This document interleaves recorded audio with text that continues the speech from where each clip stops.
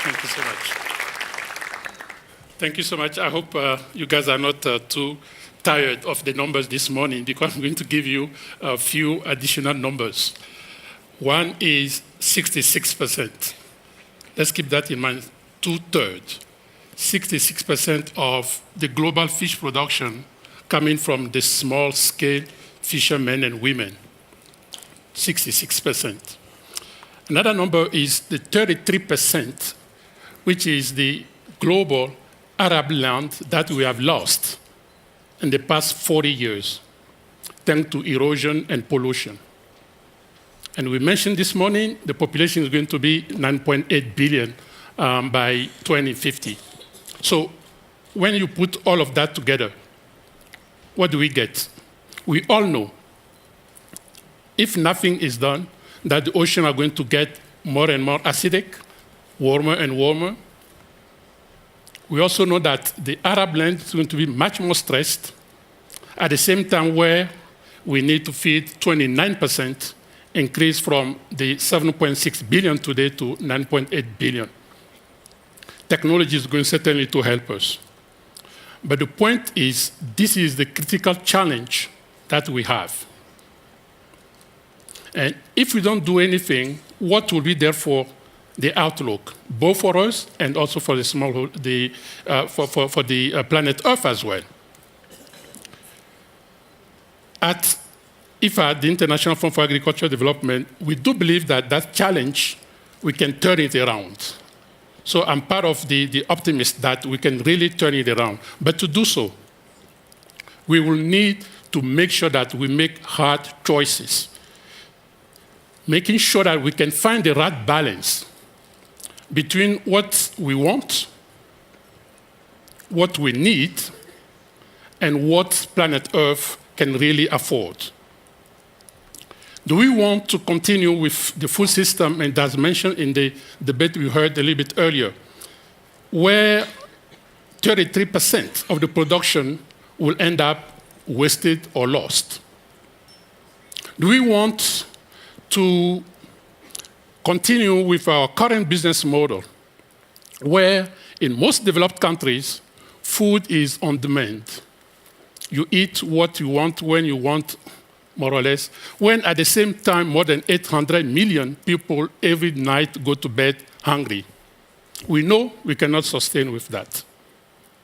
We do believe in IFA that focusing on the small-scale fishermen and women, as well as the small-scale, the smallholder farmers, is going to be critical if we really want to achieve this challenge that we are facing.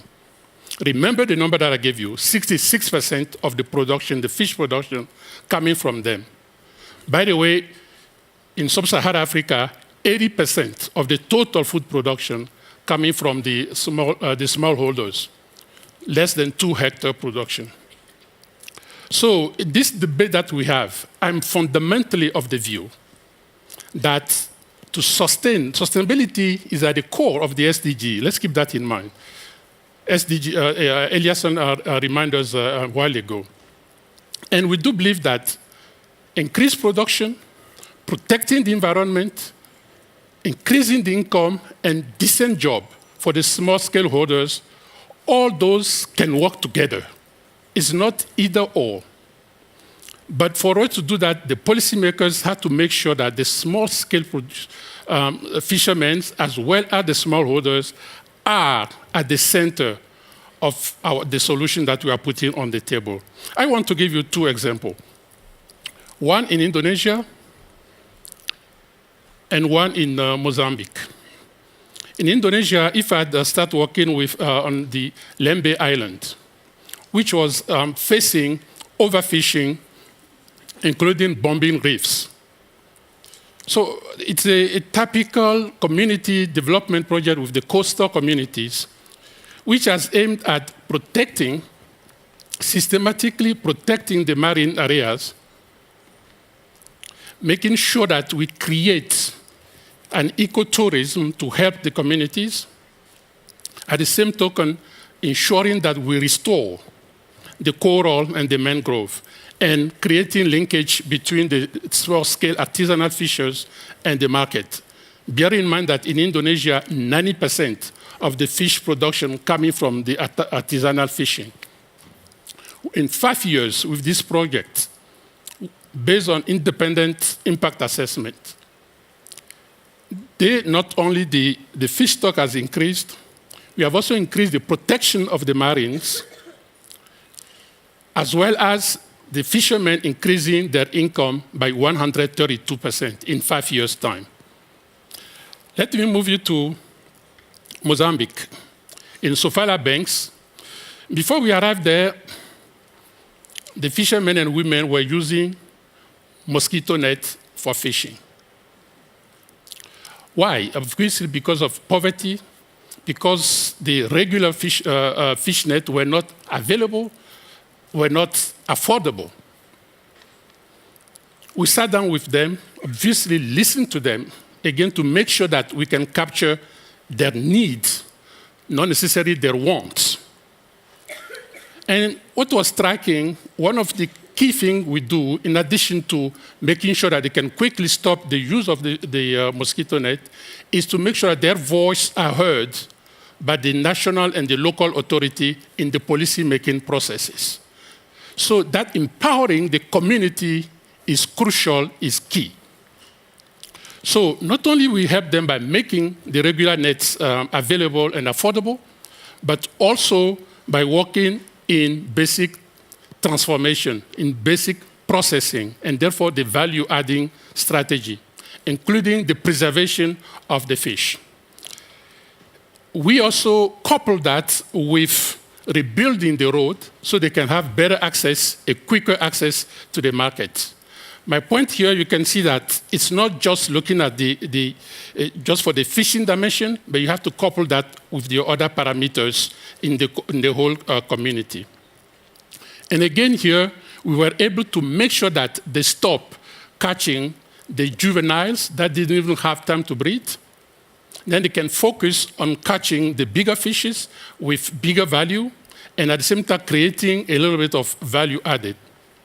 I'm just giving you those two examples, and I'm sure several of you here have been doing the same.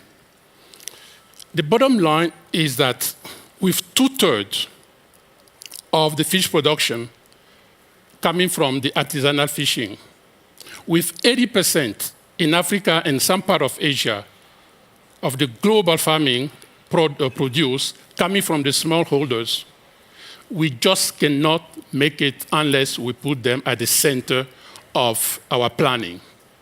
And secondly, it is doable to combine both protection of the environment, increasing the production, increasing the income, and creating also decent job.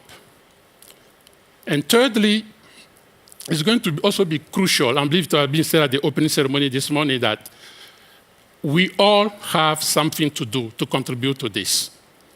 We, the international development actors, we, the academia, we, the government, we, the private sector, we, the civil society, the foundations, and the consumers, by making sure that every time that you need to buy something, you really have to think that you want to buy pro-poor and pro-earth.